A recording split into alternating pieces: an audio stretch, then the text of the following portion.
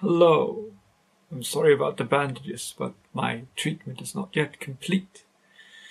We just watched Eye of the Beholder, which is one of those episodes that's really kind of eerie.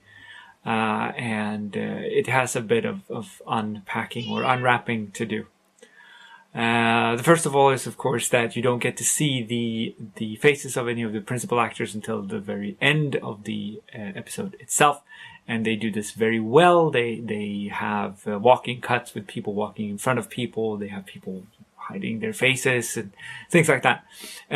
Most of the actors are not in mask.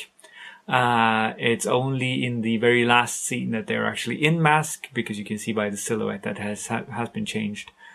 When the doctor is talking to the nurse, for instance, he is not wearing the makeup. You can see it in the silhouette shot of the window. It's very difficult to see on this small cut, but it's there. Rod is, of course, in shot for his opening narration, but he doesn't interact with any of the characters. This is something that they did for the second season, and it's working kind of well so far.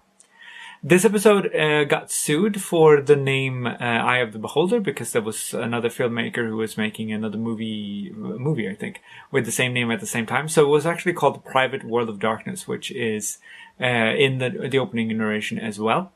And so in different versions of this, it's actually called A Private World of Darkness instead.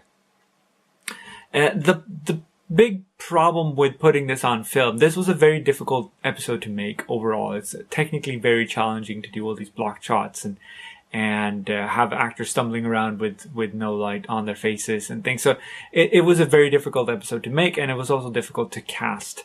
The Rod Serling wanted a very sympathetic voice behind all the bandages, and so searched very high and low for that, found the right actress for it, and she was actually supposed to dub the voice for the actors once the bandages were off. Luckily, the actress who gets the face reveal managed to imitate the voice quite well, so they didn't have to dub her. But if you look at it, if you listen to it, you can feel that the voice is subtly different with the bandages on or off.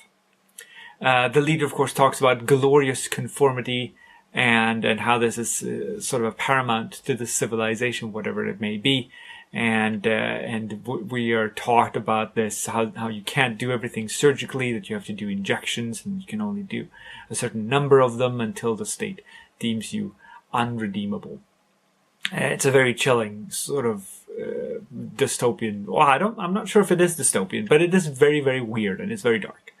It did not get a 1980s reveal. I was wrong last week. I'm sorry. It gets the 2003 remake instead, and that adhered slightly better to the original story than this one. It used more of the leader's speech and so on. Of course, it ends with this fantastic face reveal, and the face reveal is one of the more iconic of this season, at least. It has this very, glorious face, and it's a nice prosthetic. They have it glued in very, very nicely. You have no hard edges, and still offers full mobility because the lower lip is not masked, but only the top lip has a sort of shelf in front of it. It is a very, very nice mask. I really enjoy the work that they put into it. Next week is the Nick of Time, about a device that we don't see around anymore, a sort of nickel and dime fortune cookie thing, which is not around anymore. But it's a very lovely episode, and I look forward to seeing you then. I hope that the treatment will take this time. I'll hopefully see you then.